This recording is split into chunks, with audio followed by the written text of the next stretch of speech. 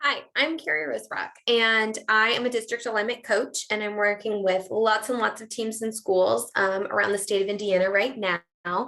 And what I wanted to share was just an idea, a short, quick idea on how you might help some of your teachers or teams process all the feels, all the things that they're feeling. So I'm making this at the beginning of November in a school year, and we're a couple of months in, and things are starting to get difficult in a typical year. Even outside of pandemic era teaching, things get difficult right about now because we've had multiple conversations with teammates. We've had some that have gone well, we've had some that have gone bad, and so what can happen is our own fears and insecurities can start to play a major role in the dynamics of our teams. So if you are finding that this is happening with any of your PLCs or teams in your buildings, I offer this as a simple kind of faculty meeting or coaching activity you could do with them.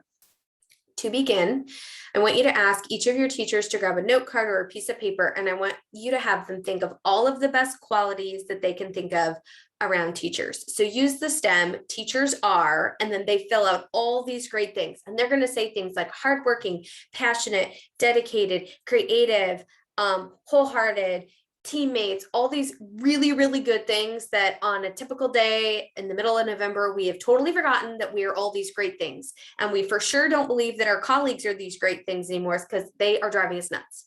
So put this screen up, say, write down all the best qualities on a note card, complete this sentence. This might take them like, a minute, 2 minutes. In small groups, have them share. They're starting to feel good. They're like, oh yeah, we aren't terrible people. We're really good people, all these things. Then what I want you to do is I want you to hit them with a dose of shame. No, I'm just kidding. Where we go next is we have to help our teams realize that we are living in an environment, an educational environment that is built upon us falling victim to shame mentality. I just made that phrase up. I don't know if that's real, like falling victim to shame mentality. I don't know. Brene Brown is amazing. She is a researcher on shame, and the difference between shame and guilt is big and important. And so I include in this, you can Google this. It's Brene Brown, focus on guilt instead of shame. So show this 2-minute clip then to your staff. The goal is to help them see that while we know we are all these great positive things as teachers, very quickly we start to tell ourselves we are the opposite of those. So shame says, I am bad. Shame says, I am not creative. I am not a problem solver. I am not working hard enough. I am not enough. That's shame talk. And teachers feel this way all of the time, and we don't even realize it until we have to collaborate or we have to make decisions with someone else, and it feels scary and it feels scary. So they write down all the positives. A 2-minute clip, Brene Brown talking about the difference between shame and guilt. Then, nope, we're not going to watch it.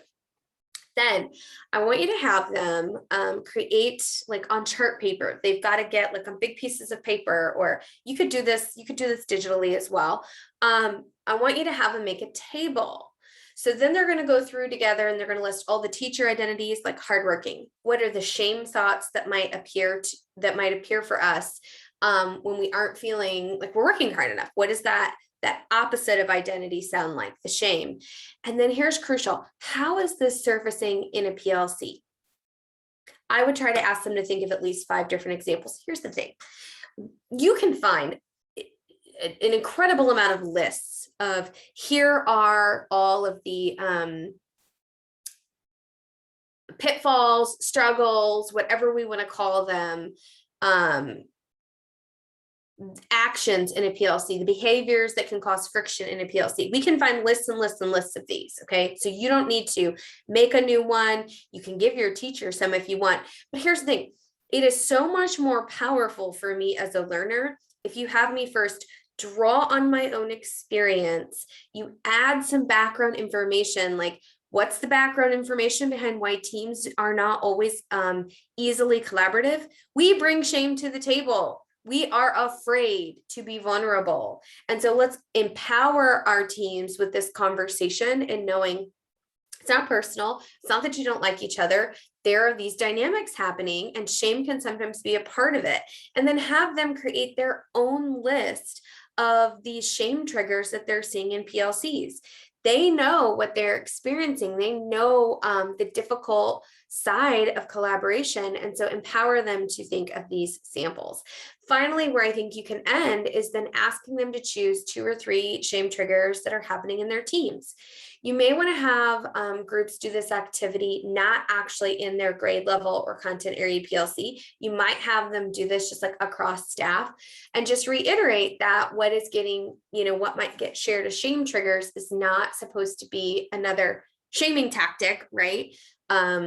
Carrie was talking about and how in her PLC, she thinks the hardworking, fear might be triggering. Oh, she must be talking about, Brad.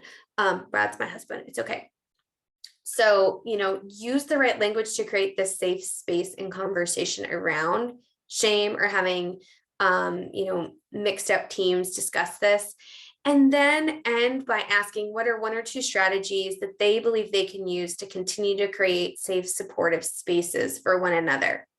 You can do this activity with a leadership team, like PLC leaders. You could do this across your entire district of like principals and assistant principals and coaches and admin, or you can do this with your whole staff.